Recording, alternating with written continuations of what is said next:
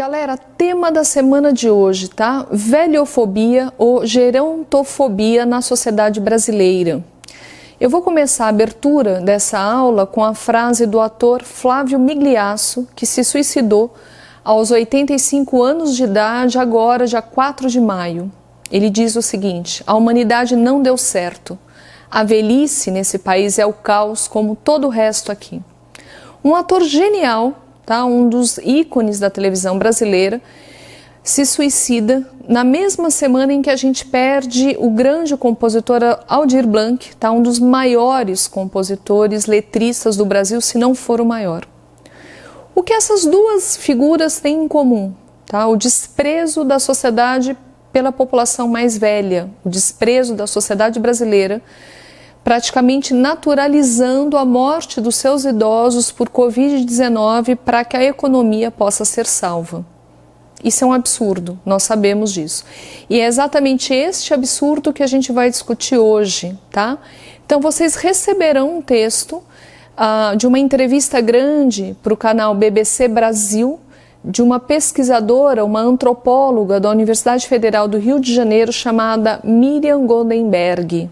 A proposta da Miriam é o seguinte: primeiro, ela faz uma comparação muito bacana com uma sociedade extremamente avançada, super para frente, super dinâmica, rica, que é a Alemanha. Ela vai dizer para a gente que enquanto um trabalhador de 60 anos na Alemanha vai trabalhar de bicicleta e chega lá cheio de projetos e é super incorporado pela sociedade, aqui no Brasil, a partir dos 30, o brasileiro já está velho para alguns mercados. Agora, por que isso, gente? O que está por trás deste desprezo que a gente tem pelos velhos, tá?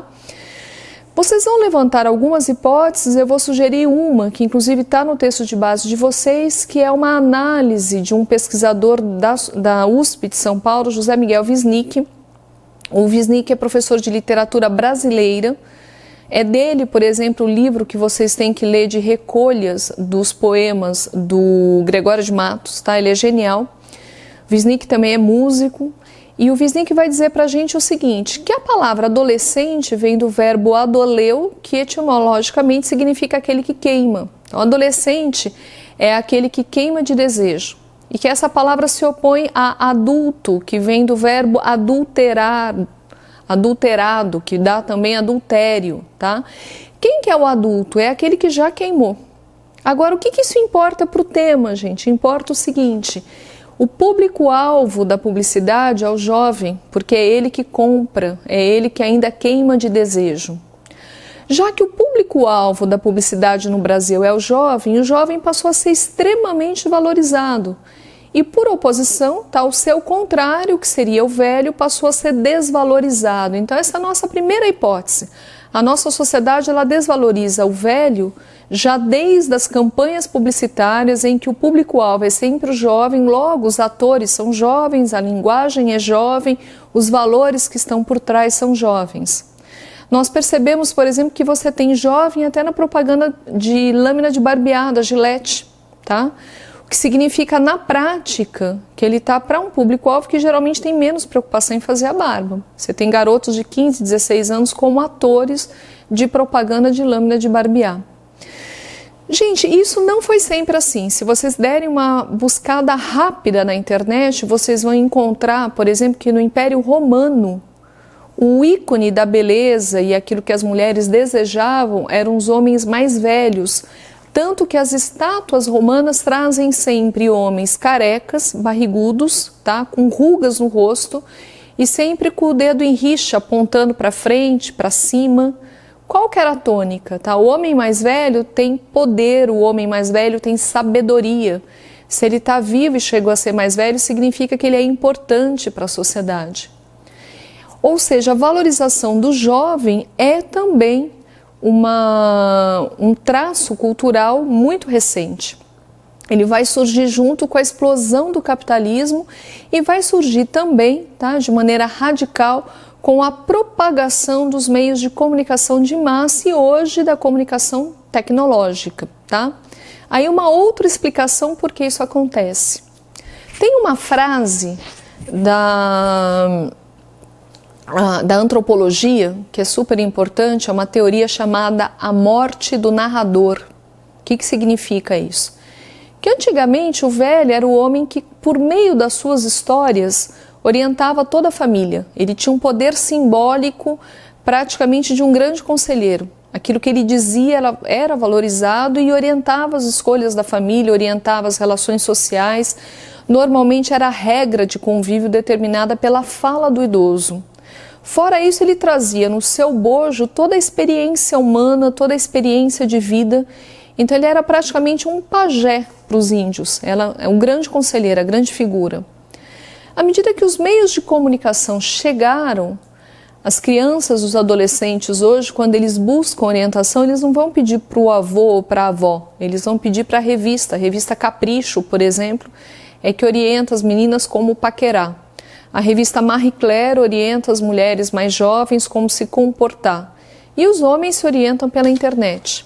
A importância da sabedoria do velho foi se perdendo por conta desse avanço tecnológico, tá? Isso numa sociedade como a nossa, como a sociedade brasileira. Porque as sociedades que são mais civilizadas, elas já entenderam que o velho é super importante, tanto para o mercado de trabalho quanto para o convívio entre as pessoas. E é exatamente essa importância que a gente vai ter que pensar em resgatar. Então, o tema da redação de vocês desta semana é pensar sobre isso, refletir sobre isso. Qual é o tipo de cultura que a gente tem que construir para que os velhos não sejam aquilo como ele é hoje para a sociedade brasileira? Alguém que está pesando, por exemplo, o sistema da aposentadoria. Alguém que tem que morrer logo para que a economia possa voltar a girar.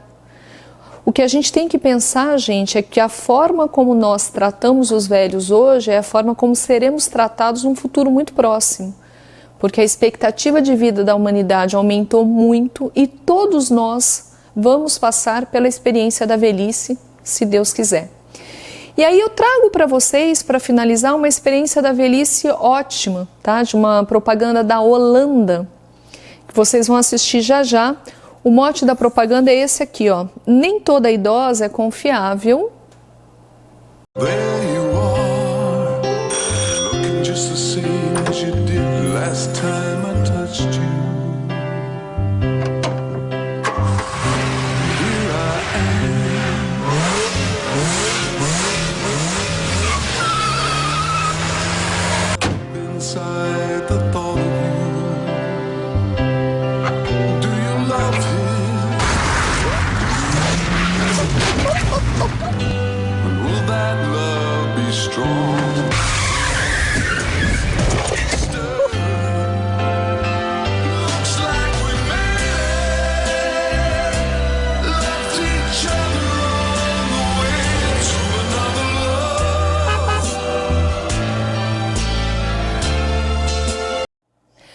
Vira a propaganda, gente? Vocês viram que diferença daquilo que é produzido aqui no Brasil? Como o velho é retratado na propaganda da Holanda e como os jovens são retratados aqui no Brasil, tá?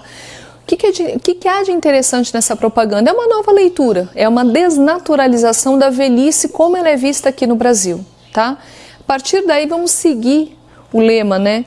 Nem toda idosa é confiável, felizmente todo Golf é. Por mais propagandas como essa da Volkswagen. Até a próxima.